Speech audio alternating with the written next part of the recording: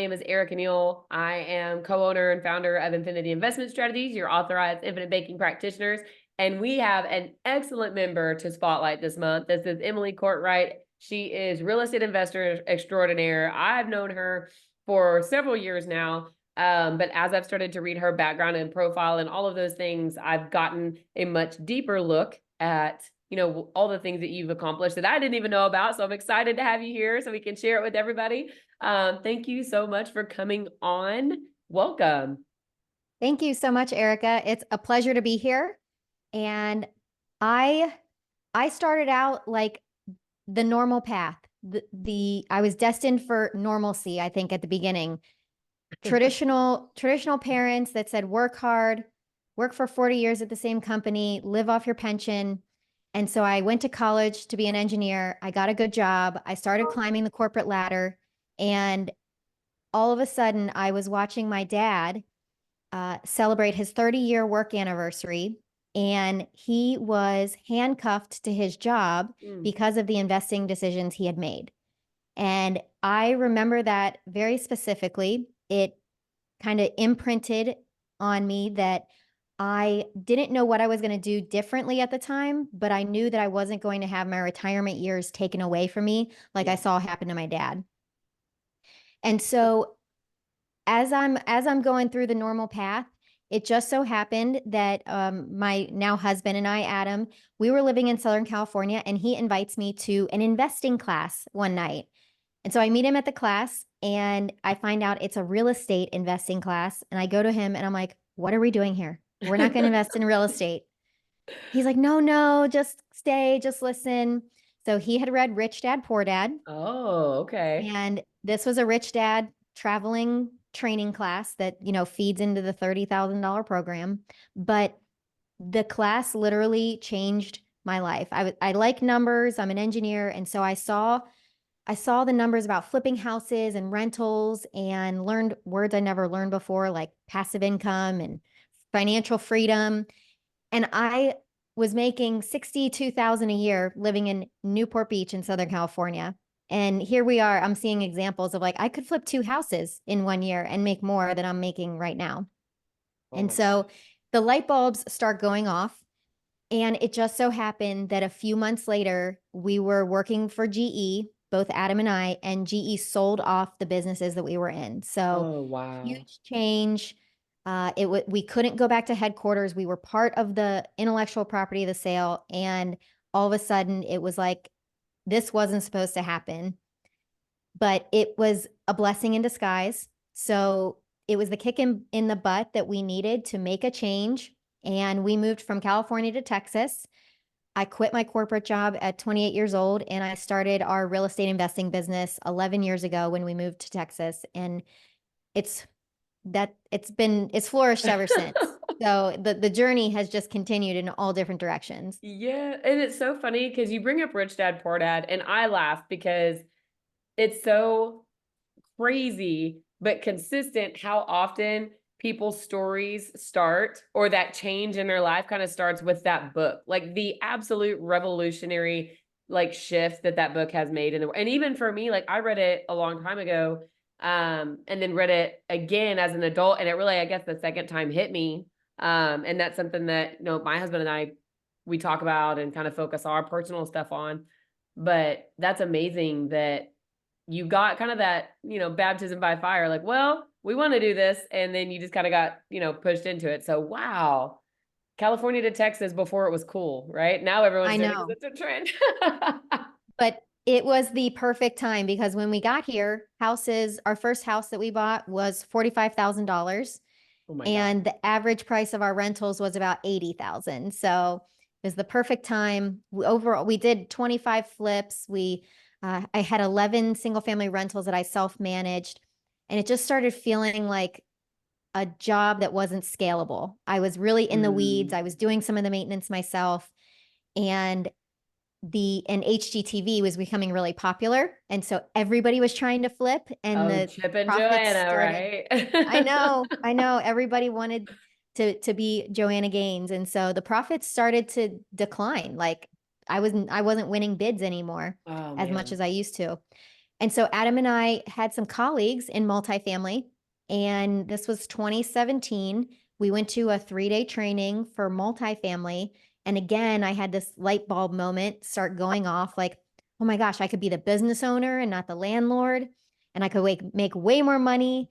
And there's economies of scale. And so we jumped into multifamily.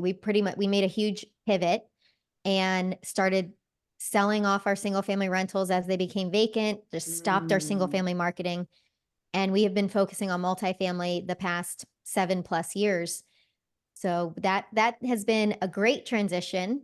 But then the market started to shift again. Yeah. And so about a year and a half ago, when interest rates started to skyrocket, almost probably 2 years ago now, we were invested in probably about 15 deals as passive investors, a mix of passive and active investors. Oh, wow. And of the ones that were cash flowing, about 70% of those stopped their cash flow. So it was like within a few months, it was thousands of dollars that was gone from our monthly income because our investments stopped cash flowing because interest rates were going up and the market was shifting. And so Adam and I looked at each other again and we're like, I think it's time to make another pivot. Well, so my husband and I were both full-time investors. So Adam still focuses on our multifamily properties, but I was in acquisitions in our multifamily business. And so I'm not going to sit there and twiddle my thumbs while there's no properties to acquire. Yeah. So I went off and learned the notes business. And that was introduced to me through a mastermind that I'm in through Keller Williams. And the reason that we just added notes to our portfolio is because they are for 100% cash flow. And so our multifamily really serves like a growth need in our portfolio, but now the notes serve a cash flow need in our portfolio. That's awesome. So you're kind of looking at it through the lens of, I come from the traditional background. I know you and I have talked about that quite a bit. And so many people in the traditional world, I think they have an understanding of balance, kind of asset allocation, balanced portfolio, diversification, whatever you want to call it. And I think sometimes what I've seen in real estate is sometimes people forget that aspect of it. And you know what I mean? It's easy to be like, oh, I'm going to become a specialist in this particular area, which is great. We want people to be specialists, but I think that's pretty wise to have different asset classes that are producing different values, different benefits for your portfolio. So that's awesome. Another shift. So how long have you been doing the notes? Just under 2 years at this point when we started learning about them. And to your point, we had that revelation right around 2 years ago. We looked at our balance sheet. We saw that the market was starting to shift. And I think over 80% of our assets was in multifamily. Yeah. And all of a sudden we had this realization that like we are too heavily invested in a single asset class. We need to be more diversified.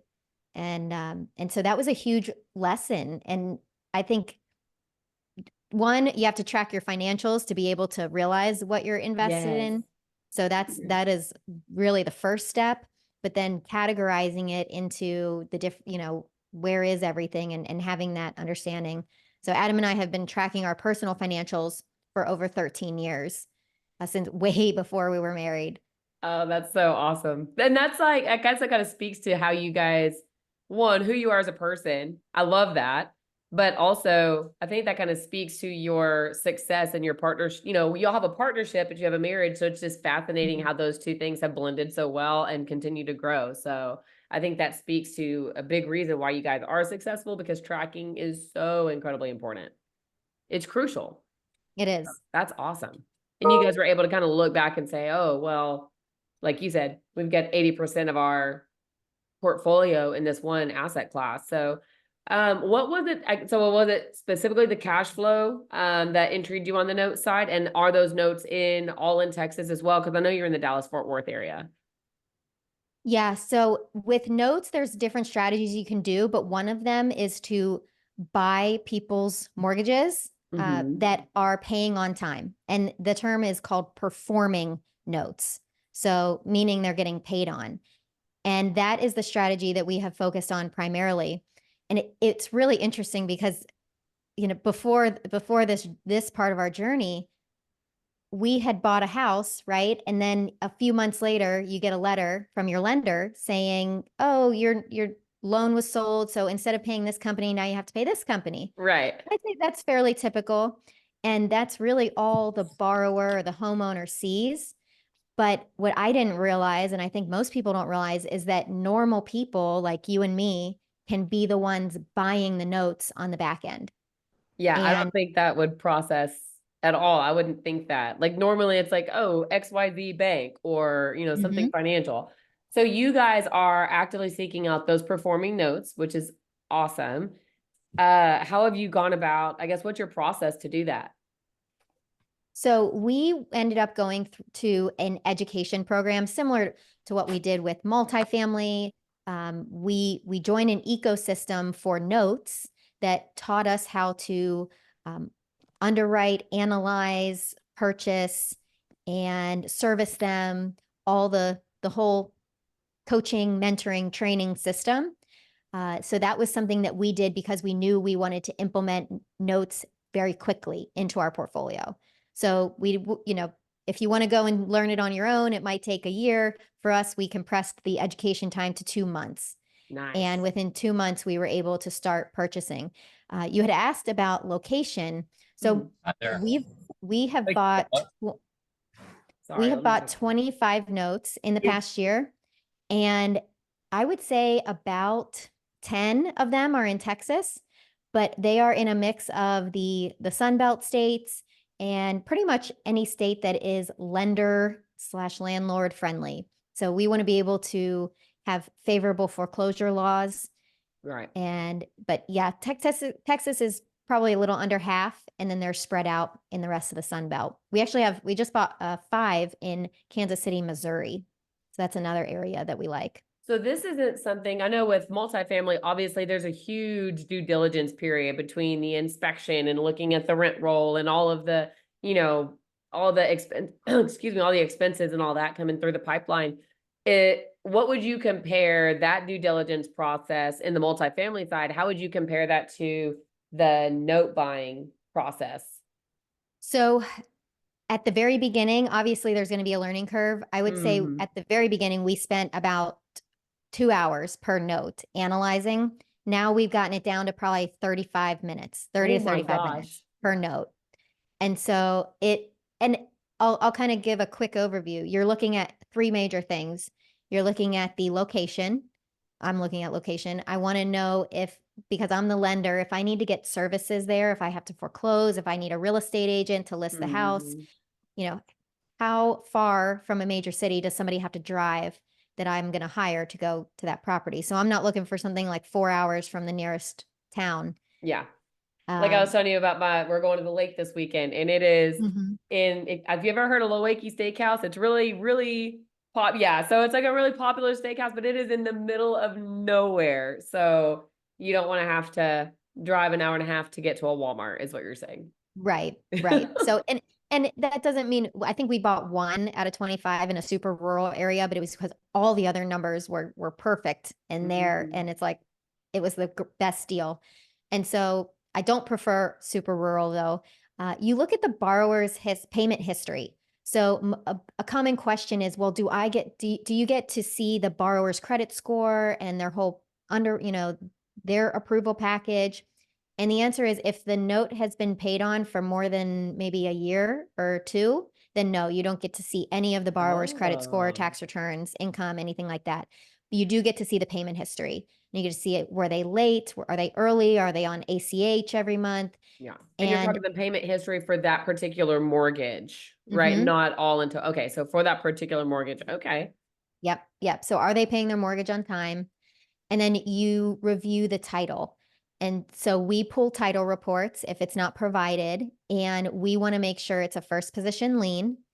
We want to check if there's any liens on the homeowner. So, for example, one note that we turned down, the title report came back and the homeowner had like a $47,000 IRS lien and a $20,000 lien from the city, and all these Ugh, red woof. flags. I know, right? You're like, well, this guy obviously doesn't like to pay his bills. Like, So, bro, what are you yeah. doing? So Oh you know, gosh. you can tell a lot by the title report, and the title report is also a double check that the note is everything matches. The homeowner matches, the borrower match, you know, the lender, the borrower. And we actually just had one come across our desk where it was swapped on the deed of trust. And Oh, so, like, that's bad. Like, that needs to be fixed before I buy this note because I just don't want any issues down the road. So, yeah. those are really Oh, the three main things, like location and asset value. I kind of miss the asset value. You're making sure what the home is worth, whether you could look it up on Zillow or realtor.com or multiple websites. Because I'll give one example. If you're buying a note for $60,000 and the house is only worth 70, and that homeowner doesn't leave it in good condition, you're probably not even going to be able to get 60 for it. Like, yeah. so you have to make sure that there's a comfortable spread there between what you buy the mortgage for and what the house is worth. Are y'all doing much in the like inspections for real time? Because sometimes Zillow or realtor.com or even Google Maps, right? If you look it up, have you found it to be important that you find have either somebody go look at it or something to see, does it look like that now compared to when the Zillow or online picture was taken? Has that come up at Yep. all? Yes. And so through the education program I'm in for notes, they provide a broker's opinion of value, a BOV, for every note that they sell. And that means that somebody with a heartbeat has driven by the house recently and taken Oh. pictures from the exterior and verified that that house is still standing. Nice. Okay, that's because So, that's like what's in the back of my mind. Because I only did one short-term rental. I'm sorry, not short, one long-term rental many, many years ago. I did it for a very short time period. I quickly learned that tenants and toilets are not my jam. I don't like mhm.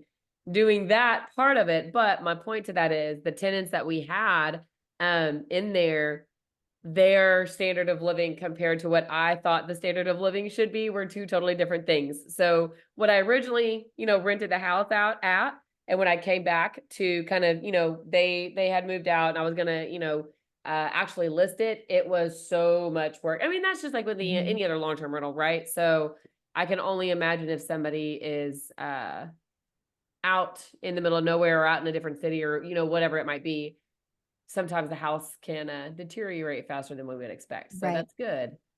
And what's really nice though is that you mentioned tenants and toilets as a lender, like you don't call your lender when your air conditioner breaks. And Right. No, I you love don't, that. Oh, yeah, you don't call the lender when the washer overflows. And so we love being, you know, having a portion of our portfolio as the lender. Even though it's not these huge growth potentials like multifamily and commercial real estate, it it provides the cash flow that some of the other asset classes aren't providing right now. yeah, without the hassle. You can literally do some upfront, upfront, work, due diligence, whatever. So once you actually purchase the note and you're collecting that cash flow, is there anything ongoing that you have to do maintenance wise for the note and for the borrower? No, no, not necessarily. Ooh, Once that's the note nice. is, and in case people don't realize, like there is a third party professional loan servicing company between you and the borrower, or me and the borrower. And so I am not physically collecting money from the borrower. The loan servicing company is.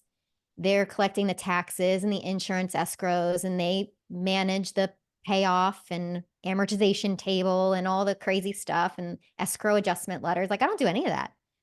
That's They just really send me nice. my principal and interest every month.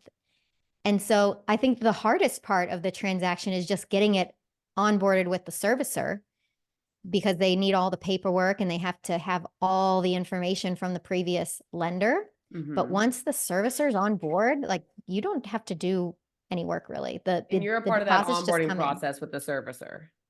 Mhm. You're a part of that process? Okay. Yeah. No, that is really nice. Just get some upfront stuff and then you just sit back and collect a check. That's Yeah. real mailbox money, right? Mm-hmm. Oh, that's awesome. So are you guys doing, I mean, obviously you and Adam, you're doing this investment and doing the note investing on your own. Um, are y'all doing anything on a group level? Like obviously when you raise money for a syndication, you're acting as the GP, using the investor's money to go acquire these properties, and you're all participating in the cash flow. Are you doing any sort of syndication style investing with the notes, or are you just doing that on your own right now? So we are not doing a traditional fund structure where we're pooling funds, but what we are doing is we are working one-on-one with investors. And I'll give an example. If we buy a note for $50,000, let's just say it's 20 years in length, I can sell that note. I can sell 10 years of that note or 15 years to an investor. And the reason that I would do that is because I get my $50,000 back and I can redeploy it. And the reason that the passive investor would do it is because, one, they may not want to be in the deal for 20 years. They want a shorter time frame. And two, they don't want to take the time and the energy and the effort to go learn the notes investing industry. So they are happy with a lower return than what I can get. And so the reason I can sell, say, half of the note for the same amount I bought it is because they're getting a lower return than I'm getting. Yeah. And they're on a shorter timeline, which reduces their risk, right? Because you have less Mhm. time for delinquency or foreclosure or anything like that. Yep. That's And super cool. also, if you think about the amortization table, this gets a little nerdy, but the amortization table, the interest is the most at the beginning. Right. And so when I sell off the first half of the note, it's actually the most valuable half of the note Of course. because Yeah. it's heavier on interest than the second half. So that's Okay. another reason why I can essentially recoup all of my money and still own the back half of the note. I love that. Okay. That's really interesting. So what would you say, I guess this is a multi-phase question. One, what would you say is the average or typical investment to get into the notes if you were going to do it on your own versus if they were to buy a portion of the note from you? And then the second question is, what are your expected, average rate of return slash cash on cash? Mm-hmm. So when you buy a note, it really ranges. The least expensive note I bought has been $5,000, and the most expensive has been 250. Nice. Okay. So it anywhere in between. I will say that one of the correlations is the lower price notes, like the houses that we bought notes on in Kansas City, they average around 50,000 for the note, and the house is worth maybe 80 to 100. Okay. So you're not talking about super nice houses, right? The note that I bought for 250 has an $850,000 house. Okay. And so the higher price you go in the note, the better collateral, the better asset you have to back it up. And the return for me and the active investor can usually get between 10 and 12%. And Okay. that's interest return. That's like yield. That doesn't include the principal payback. Oh, okay. So that's just total like net yield.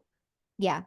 And so when you count principal coming back, it feels like usually closer to 16 to 20%. Very nice. And you're getting that pretty consistently on an annualized basis. Mm-hmm.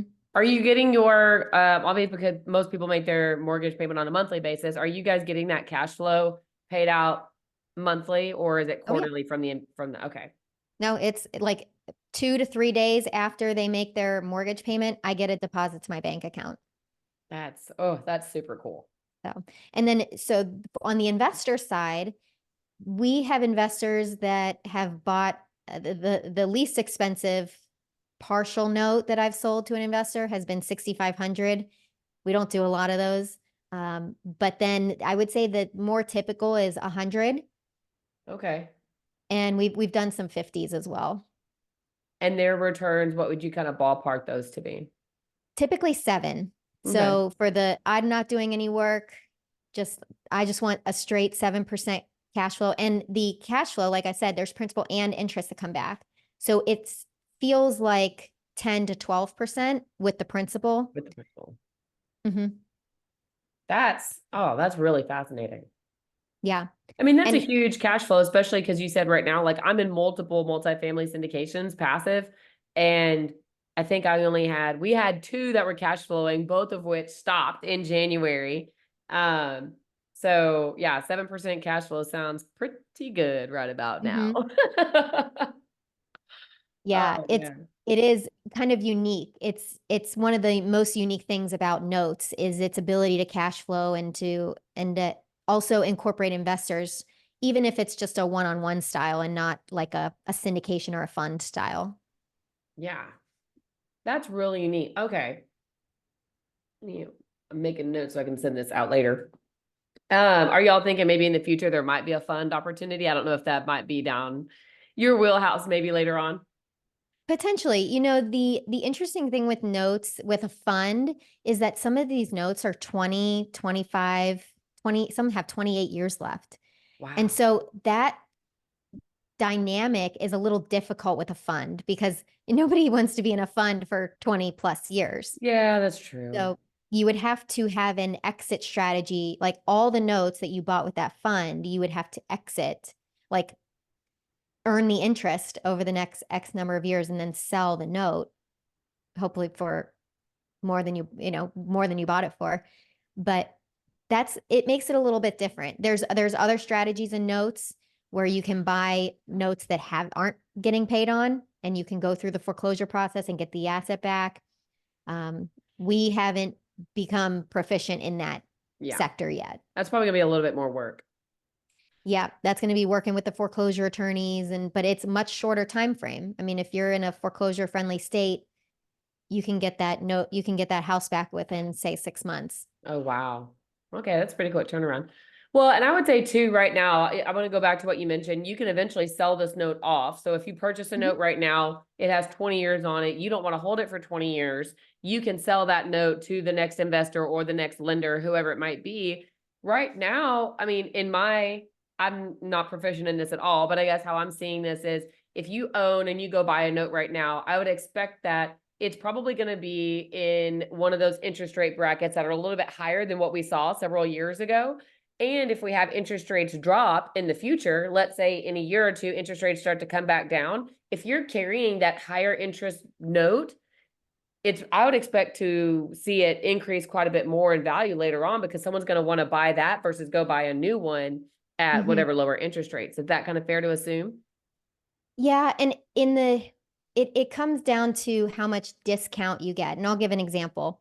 The notes that we're buying in Kansas City are from an owner finance investor. So this investor bought the house, they sold it owner finance, and they originated it with 12% interest. And so Nice. I'm pretty much paying like whatever the balance is, I'm paying the balance, maybe just $1,000 or $2,000 less because it's already at a 12% return. Yeah. Whereas we have another note that was originated at 4% back when rates were much lower. And this was an owner finance note at 4%. And on that one, we bought it at a discount and Okay. almost a $50,000 discount Ooh. because I can't buy something with a 4% return. And so the borrower's interest rate translates to what kind of discount the note will get on the Okay. secondary market. That makes sense. That's really unique. Okay. I'm liking that. Yeah. Oh man, super cool. How many of those do you think you guys are doing on an annual basis right now?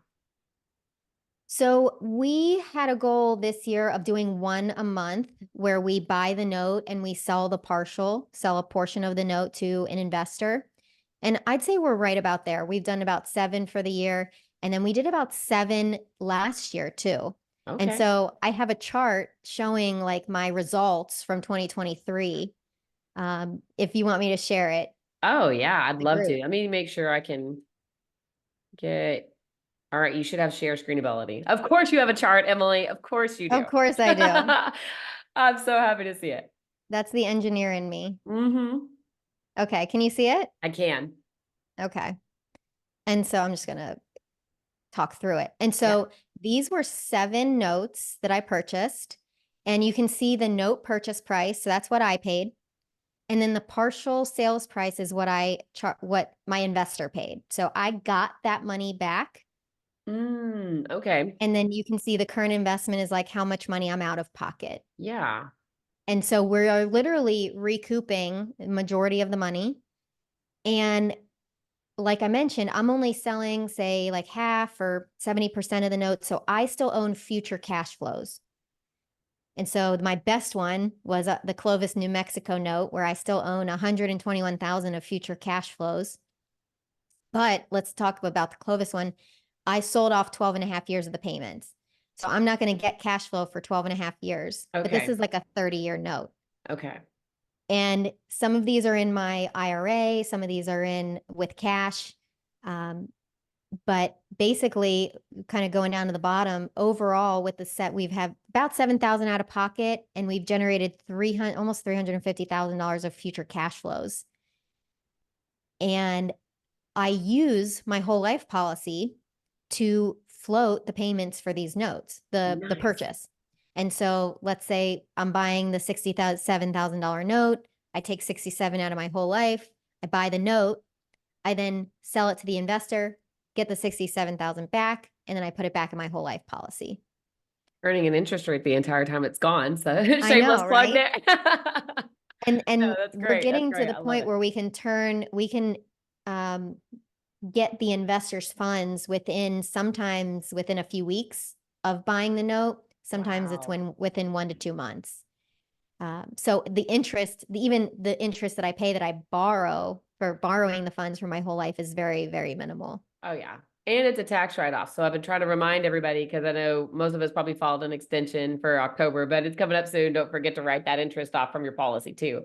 But that's Right. fascinating. Well, I like this chart too, because I think that helps put it in perspective how you're calculating. Okay, if you buy, for example, Clovis, if you buy a 30-year note and you sell off 12 and a half years, you're still getting 121,000 of cash flow, Mm-hmm. but you're really only out $200 because you got that initial 67 back. I'm understanding that correctly, right? Yes, that's correct. Oh, wow. That's really awesome. And what makes it even better, and you'll see on the bottom left.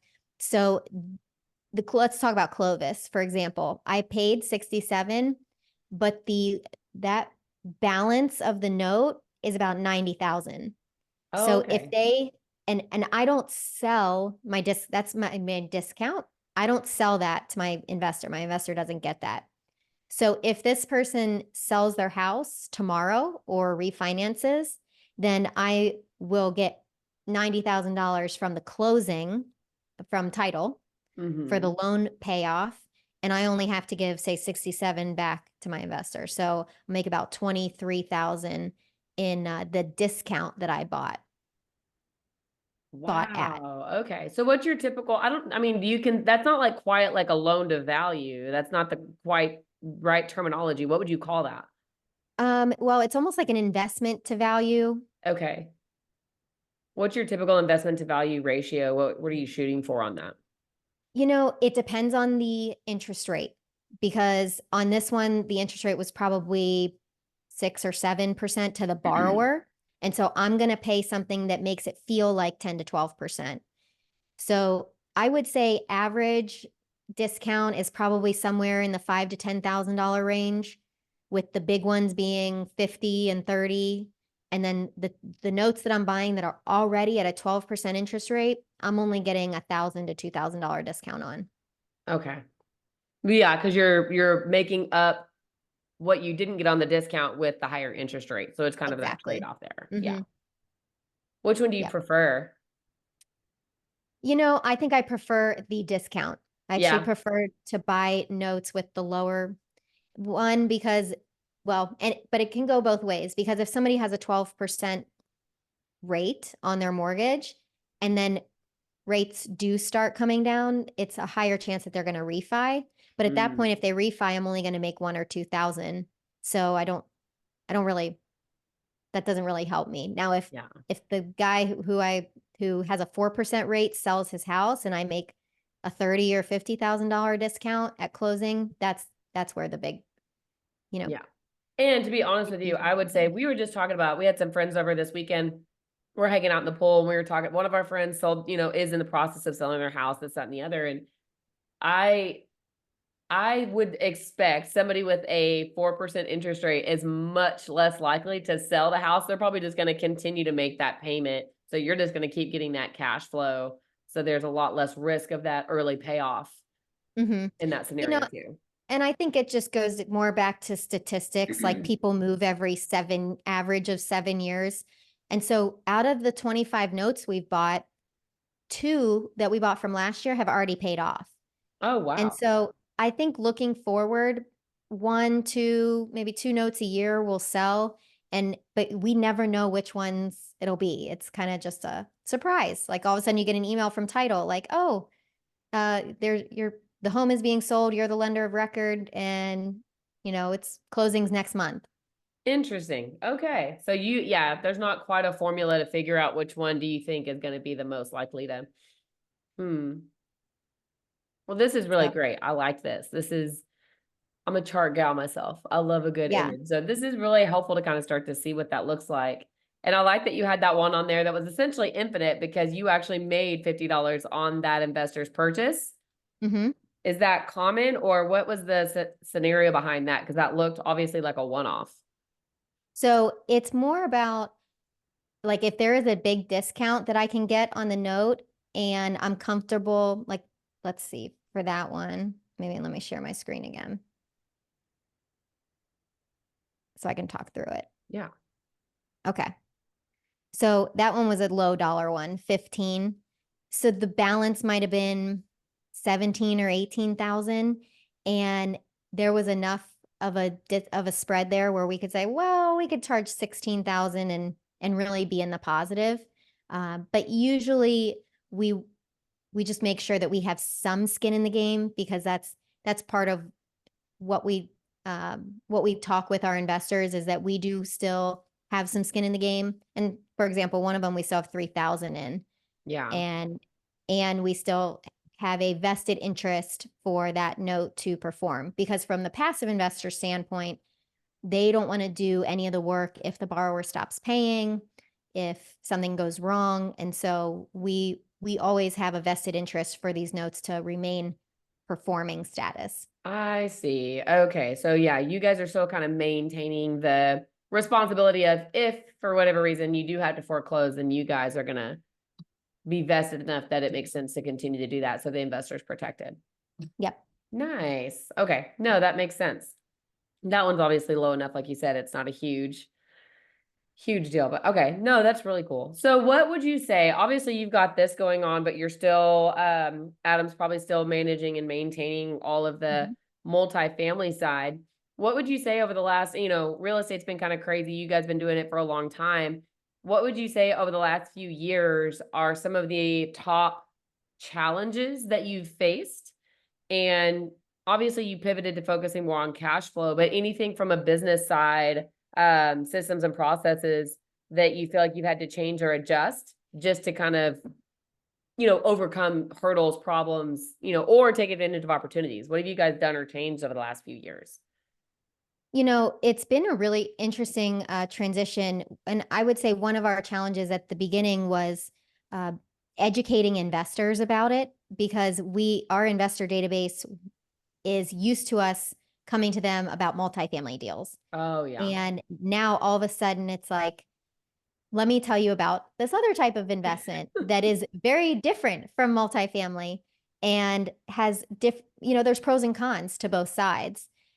Notes are very cash flow heavy, but there is no big equity gain at the back end. And so that has really been a challenge to make sure that our investors are comfortable that we are still keeping our eye on the multifamily assets. Like that is still Adam's full-time job, but I've transitioned over to notes. And so we do get that question from some of our repeat investors like, well, does this mean you're not buying multifamily anymore? And the answer is like, no, it just means that now's not the best time for me to buy multifamily. Right. And so, but with the notes being implemented into our business, we have really tried to leverage more artificial intelligence and uh, let's see, automations. So, for Mm, example, if we're going to be doing these partial notes one time a month or even 2 times a month, for example, I want to be able to put in or have things linked so that the documents just generate on Yeah. themselves. And so that has been a learning that we've never had to do with multifamily. And it's been something that has been really, really interesting to implement into our systems, because it's now, I think, as we grow and as we continue doing, we offer different promissory note structures, not just with tied to specific notes. We offer 13-month, we offer 3-year investments, and we have had to create a way to make it really easy to generate documents. Yeah. And so that has been a challenge that we've had to overcome.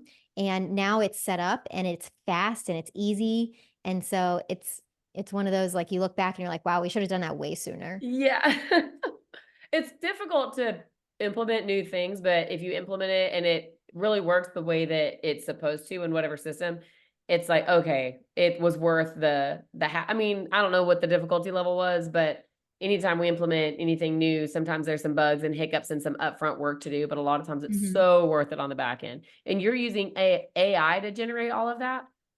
Well, that it's more of a AI is more in the future when, like, I could take a mortgage note and I could load it up and I could say, what's the maturity date? And it will Mm, scan the documents and it'll tell me. And so we are trying to utilize AI so that our virtual assistant can look up all the information about the mortgage note, even though she's not an expert in looking at deeds of trust, right? If she mhm. could just upload a deed of trust and say, what's the maturity date or who are the borrowers? Those are the kind of things we're using AI for, Nice. so that it's we're not relying on her to like guess what the Yeah. is. You She can can give just her the up. questions she needs, and then AI can, Mhm. actually go seek out that information. Yep. And then with the documents, um, we're using a we're using a it's called App Script. And so it's a program that she wrote. And actually, our virtual assistant went on YouTube and learned how to do it. And then she had ChatGPT write the code. Oh, And then she had wow. ChatGPT update the code. And so she's not a programmer. Like, she is a psychology major Oh over my in the god. Philippines. And so it's just been such a learning experience and going through this, but it is amazing how much ChatGPT and all Gemini or Google Bard, whatever it's called now, they have helped her just be able to implement so many things without that being her background. Yeah, I mean, that's a huge writing any code of any type, but, like, especially something for all those different, like, script programs. I mean, that's really Hmm. impressive. Yeah. Wow. That's super cool. And I'm sure that's probably gonna I don't know if you guys have looked at it yet. Do you think that's gonna bleed over into the syndication side as well? Eventually, I think that we use a pretty robust investor management system right now that does a lot of that, not very easily. But you would hope that some of those systems would bleed over, and the efficiencies too. Yeah. Oh my gosh. Well, it's not easy, especially when you've got multiple, I'm sure with you've got multiple notes, multiple times, multiple investors. So that's really unique. We're trying to do more automations on our side. It's just difficult figuring out how to make it as efficient as possible. But I'm jealous about that. Well, I guess, is there anything else in your investing world that you're super excited about? I guess, maybe tell us, for investors that you work with, who are people that you have found you're able to help the most? So anything you're excited about, and then who are the people that, as an investor of yours, you've been able to help or, find the most benefit for? I one thing that we didn't touch on with notes that is different from real estate is that you make interest income when you are a note investor. And so there is not the big tax advantages that real estate offers. So you Mm, don't get depreciation, you don't own the house, you earn interest. And so because of that, a lot of our investors are using self-directed retirement money, That's or the money perfect that is, investment for that. yeah, or money that's tax advantaged in any other way. So like whole life policy money, if it's in there, it's earning, you can get it out. And if you can earn 7% as a passive investor or 10 to 12 as an active investor, then you've more than covered the spread of the rate that you owe back to your own account, which you're going to profit anyway. Yeah. So we do have quite a few self-directed IRA investors, but then other people that just need the cash flow. I would say it's really a mix of people in different stages of their life that either have retirement funds sitting around, or they are in a stage where cash flow is really important to them. And that's like the main thing that they're looking for. And like we've already touched on, you're not getting that in multifamily right now, like that consistent monthly cash flow. So we're able to offer both short-term 13-month options, 3-year options, and then the notes come with sometimes 5, 7, 10-year options. And so we really offer a variety, but unfortunately it doesn't come with the depreciation that the real estate comes with, because it's based on interest. Right. And it's, you're heavier on cash flow. So you have to kind of give in one area, take in another. You might get a lower cash flow from a real estate deal with depreciation. So it might balance out, right? That cash flow is going to be a little bit lower, but because of that tax rate, it feels like it's more, versus this one, you're going to get a higher return than what you're getting. And so, no, I love that. That's fantastic. So and yes, so Barry, I saw your question. I'm going to get to that in just a minute too, because if anybody else has questions, put them in the chat. We're going to wrap up here in just a minute. Perfect. Let's wrap up with kind of we did the, background stuff and then your investments. So let's kind of circle back and wrap up with focusing on you. So what, over the last 5 years, what do you like, behaviors, beliefs, habits, anything that you've done like internally that you've changed that you feel like has had a positive impact in your life? What do you think has been the biggest thing that you've been able to internally develop? So we mentioned Rich Dad Poor Dad, and that was the book of like decade for us, right? Kind of the last century too, I guess, the 1900s yeah. to the millennium, but yeah. So, but then I was in another mastermind, and this is about 2.5 years ago, and I read a book called The Banker's Code, The Banker's Code by George Antone. And I read it first, and then I went to Adam and I said, you know how Rich Dad, Poor Dad changed our lives like last decade? Well, this book, I think, is going to be the book of this decade. And he read it, and we both had our minds blown. And it was a whole mindset shift to being the lender and the benefits that come with that, and how there's a place in the world for in our portfolio, even for both, for equity growth investments and being the lender and having the lender's mindset. And so it kind of touches on how the lender's in one of the least positions of risk in the whole deal. And I really think that book has opened our eyes to just making to that diversification that we were missing. And we have started doing private lending. We started doing notes. We have really opened up right now it's 30% of our portfolio when it was 0. So it's gone from 0 to 30% of our portfolio over the last 2 years. And it's stemmed from what we learned in that book. And then it has just branched out in all the different ways. That's awesome though, because I think, like I said before, it's easy you guys are so good at what you do on the multifamily syndication side, and you've got it locked and loaded, and you're in your comfort zone, right? But in order to grow and scale, sometimes it takes getting out of your comfort zone and learning something new. So I think that shows your awareness, your maturity, but also your ability to grow. That's so, so powerful. And I'm sure your investors are grateful for that too, because that's just awesome. But I have heard the Banker's Code. That is not one I haven't read yet. That is not one I have read yet. I need to put that on my list. Any other books, podcasts, anything else that you're like, if you don't read this, you're missing out? Adam and I also just read 10x is easier than 2x. By by Dan Dan Sullivan. Sullivan. Yep. Yes, It's that's a good not one. Grant Cardone. It's not that 10X.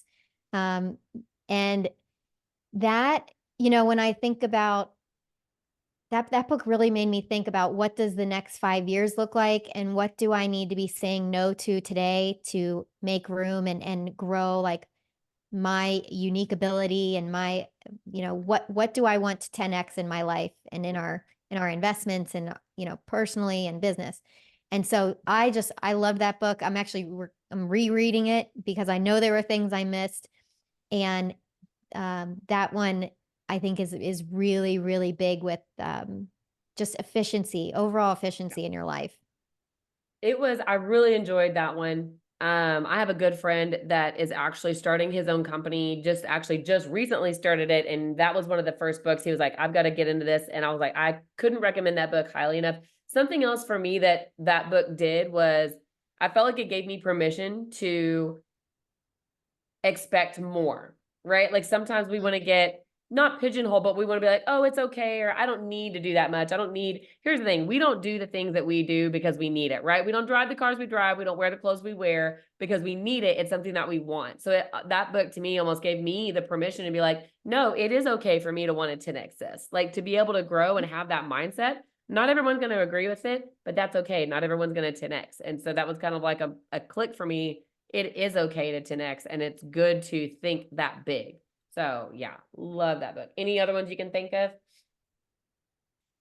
No, those are the two game Yeah. changers. I did finally sit down and read Becoming Your Own Banker Did by you? Nelson. Yes, which I loved, right? So Yeah.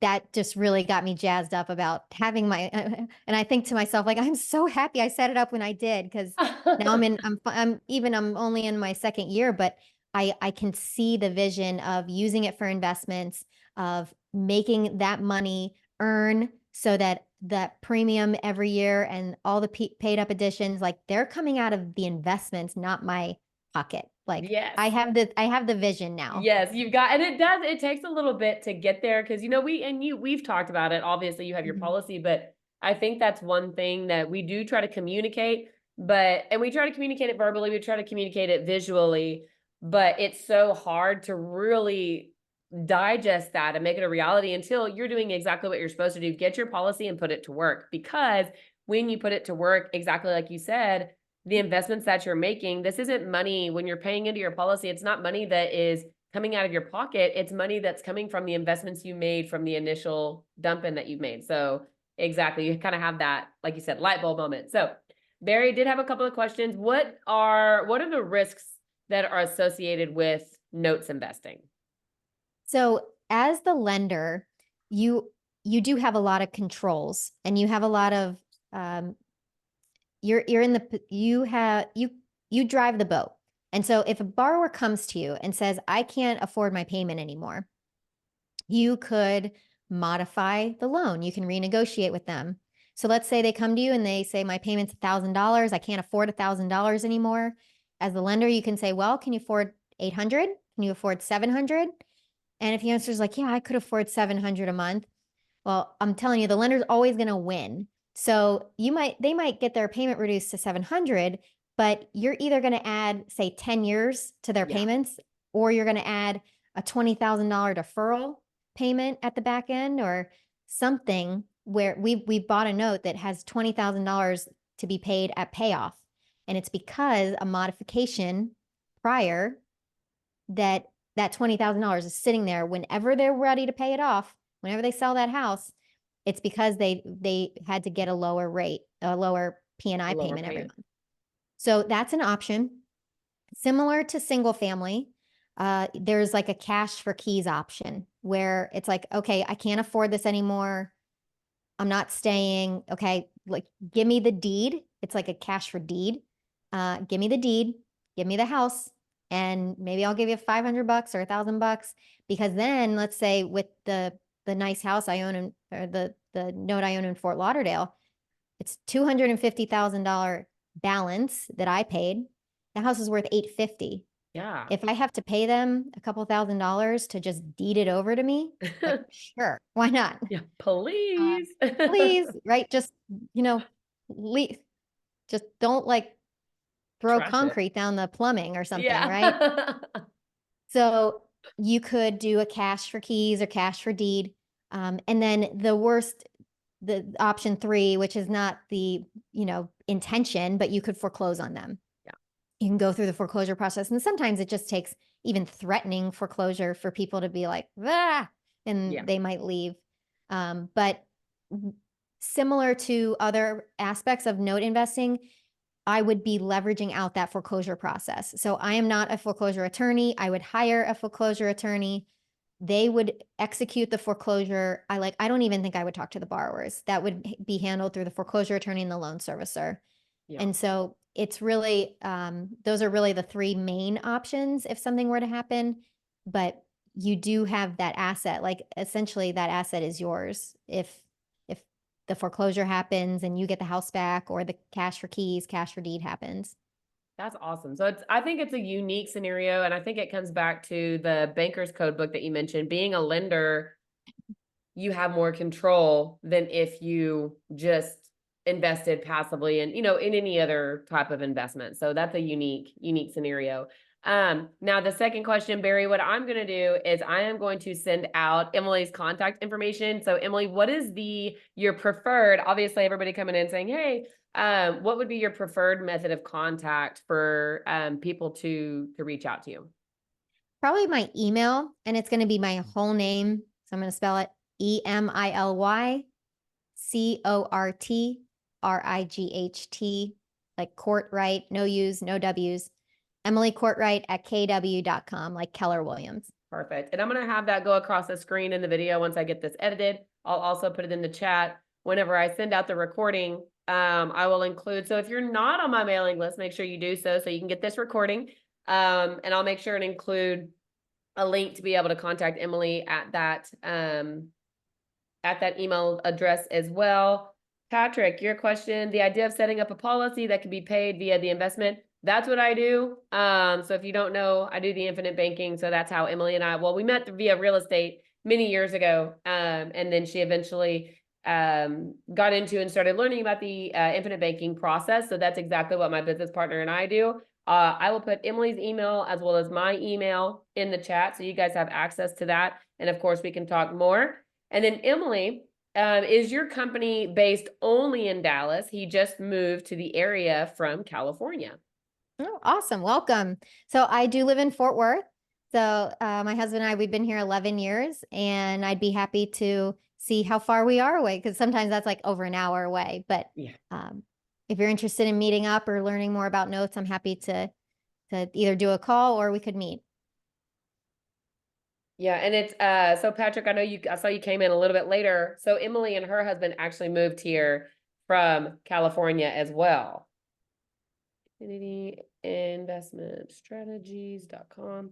And Emily, you said Emily Cortright at kw.com, right? Because that's what I put. Yep, okay, that's correct. Perfect. So I'll have that in there. And then again, if you're not on our email list, obviously if you registered for this event, your email will be on there. So you'll get a copy of all this. So you'll have contact, all of that good stuff. So I know we are at the top of the hour, and I am focusing this year on being better at time. So we're going to make sure that we are stopping and starting on time. But Emily, thank you so much for sharing. This was fascinating. I know we've talked a little bit about it, but to hear the in-depth of what you guys are doing on the note side is fascinating. I mean, that's huge in the area of cash flow, especially during this time in real estate, that it's such a squeeze in the cash flow, and it's such a squeeze in not just multifamily, but even on single family. Like you said, years ago, you kind of had to transition. It's difficult to make things work.